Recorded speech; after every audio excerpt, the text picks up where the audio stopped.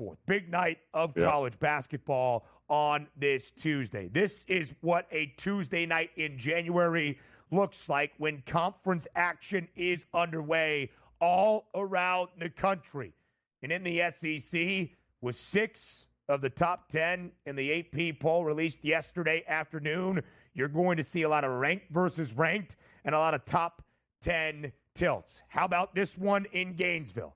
With the number 1 team in the nation, Tennessee, heading to Gainesville to take on Florida. Now number 8 in the country. Florida dropped its first game of the season Saturday early on the road in Lexington against Kentucky. High-scoring affair. The Cats victorious, 106-100, which means of the 364 D1 men's basketball programs, there is only one undefeated team left.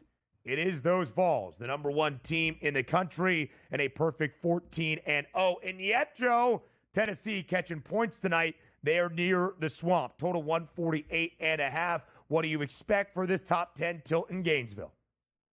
Well, you like the spot for Florida at home, right? Coming off of that loss that they looked pretty good early against Kentucky, but unfortunately fell apart in the second half and gave away way too many points. But they're back home now, having that taste of defeat, no longer undefeated. The only undefeated team that remains in college basketball is Tennessee, who now the Gators get to return a favor. I do think the styles make fights here. This matchup actually is one of the very few Tennessee will have in which a team can compete with them on the boards, and that's what Florida can do here, not to mention they have the shooting on the perimeter to be able to take advantage here of this Tennessee team.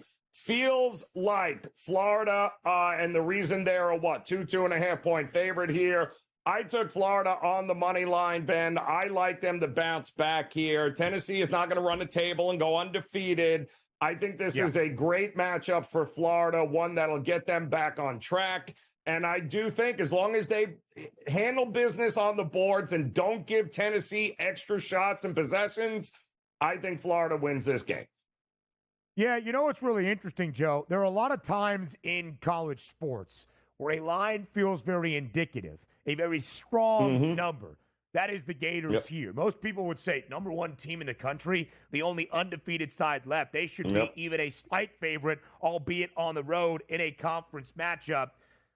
Not here against the Gators. 148.5, an intriguing total as well. Tennessee, 7 power conference foes this year, under in 6 of 7. But we just saw Florida in its SEC opener against Kentucky on Saturday, playing a game that featured 206 total points. We will have plenty more around this college basketball conversation with Jon Rothstein up next. So, Joe Ranieri, we appreciate the time as always. Great work on the early line. I think we'll talk on Friday. Until then, my friend. I got a tea time, so I'll see you then, Ben. I promise. Get out there. Yeah. I know it's cold today in Florida. It's like 62 degrees. Go have fun. Jon Rothstein joins us up next. This is just a Tuesday in early January, but this is why we adore college basketball. And this is why we tell you, don't just wait until March when you see the slate that we have on this Tuesday night, as conference play has truly picked up all around the country in college hoops. So to set the table, who better? The answer is none than Jon Rothstein, live right here on this Tuesday on the early line, joining us on behalf of FanDuel, of course, doing great work with CBS Sports as well. Jon, as always, we thank you for being here on what is going to be a wonderful Tuesday in college hoops. Thanks, Ben. Great to be with you and a great day to be alive.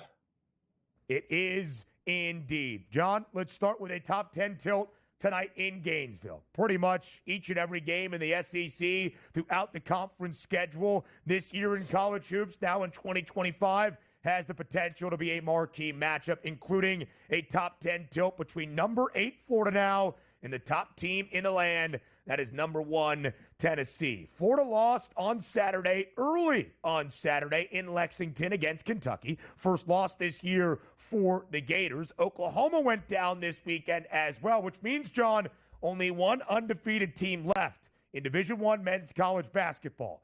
That would be the Vols at a perfect 14-0. And yet you see Tennessee catching points tonight on the road in Florida, a 3.5-point spread. Let's talk about this game just in terms of what we are going to see. What quality of basketball, John, do you expect tonight in Gainesville between Florida and Tennessee?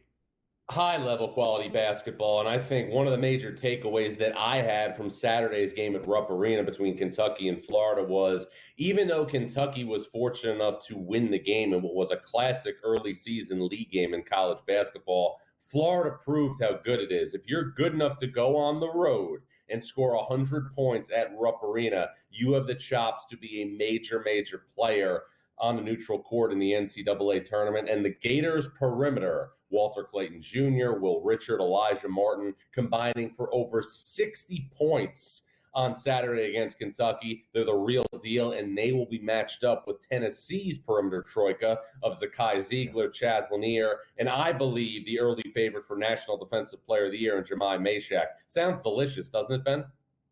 Oh, it sounds delicious on an early Tuesday night in January. That is for sure. So, John, we have talked about this theme all season long now. The state of the SEC, a powerhouse conference, the best conference in the country in college basketball. 6 teams ranked in the AP top 10, 7 as of yesterday in the net top 15, and in the AP top 15 in that poll as well. Tennessee is the top team in the country, John, number 1, and yet not the favorites to win the SEC. That's the Auburn Tigers at a very short price of plus 105. But you see the numbers there to win the conference crown in the regular season. Just how many schools in the Southeastern Conference can win this conference championship?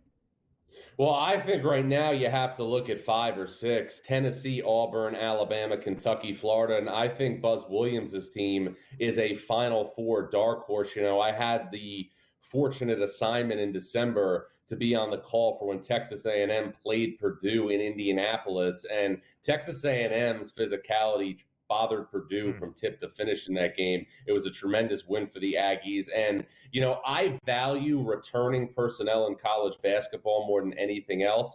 Texas A&M returned over 75% of its scoring from last year's team that went to the NCAA tournament, beat Nebraska, and lost to Houston in overtime in the second round of the NCAA tournament. The Aggies are a bona fide Final Four dark horse, but here's the thing you got to look at, Ben.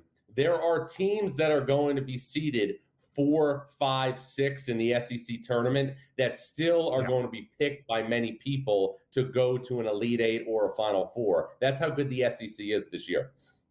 There is no doubt about that. You see the price on the Auburn Tigers, plus 105 to win the SEC crown, and also the shortest number to win a national championship as well at plus 550. Auburn on the road tonight in Austin as a double-digit favorite against Texas. As we look at Bruce Pearl's Tigers, John, what is the best thing Auburn does? There's so many different people that can be the assassin. Do they have Janai Broome, who's obviously the favorite right now to be the National Player of the Year, without question. But Auburn's strength is in its numbers. Auburn's strength is in its ability to wear the opponent down over the course of a game. And there's also one thing, and I was talking to Auburn staff about this earlier in the week, that isn't really getting a lot of attention, and that's the positional size that Auburn has on the perimeter. Bruce Pearl has shifted Denver Jones, who started his career at Florida International, over to point guard. He's got great size at 6'4", and he now is alongside Miles Kelly and Chad Baker-Mazara up front. So Auburn has the requisites to be a lethal team in terms of its positional size on the perimeter. And it also, as Bruce Pearl always has had, a potent bench. So there's a lot of different ways to skin the cat if you're the Tigers. There is no doubt about that as well. And, John, as you mentioned, it might be surprising to some that expected Cooper Flagg to win the Wooden Award this year. Janai Broome of Auburn is that odds-on favorite at minus 240. You see the numbers, and you see the reasons why. It is a great Tuesday night, John, in college basketball. So many ranked teams in action.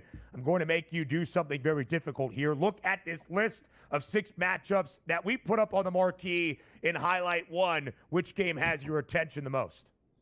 Michigan and UCLA at Pauley Pavilion. This is obviously the first ever Big Ten meeting between these two storied programs. And, you know, in studying Michigan, I think Dusty May has put together a beautiful offensive basketball team. One offensively that is on par with the likes of the Gonzaga in terms of the ease in which it scores the basketball.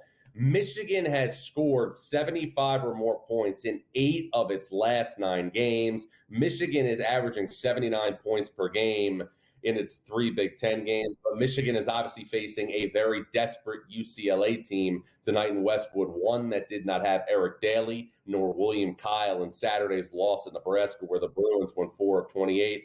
UCLA has to get better guard play to be in a top-tier team in the Big Ten and to be a team that can go deep in the NCAA tournament. Mick Cronin had Tiger Campbell. He does not have Tiger Campbell this year. But does he have an answer good enough to beat Michigan? We'll find out tonight. We will indeed. More of the early line next.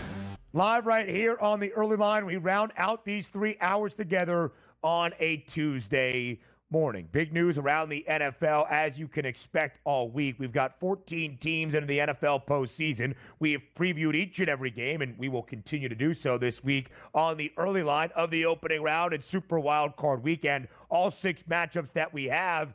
But for 18 teams, it's already the offseason. It's a plan in place for the future of your franchise, whether it's a head coach or a front office. And some big news out of Tennessee within the last 15 minutes or so. The Titans are firing general manager Ran Carthon, who came over from working in the front office in San Francisco just a few years ago. In fact, Carthon only spending 2 seasons in Nashville as that GM for the Titans.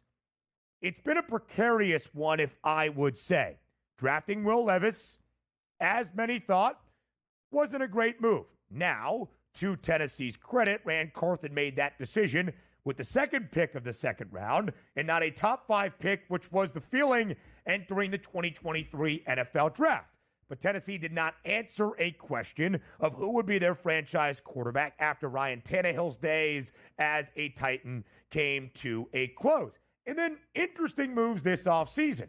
Building up offensively around the quarterback to see if Will Levis was the guy. Resoundingly, the answer to that question was no, but you paid Calvin Ridley, you paid Tony Pollard after you let Derrick Henry, a staple of that organization, walk. Regardless, it did not work for Tennessee with a first-year head coach in Brian Callahan.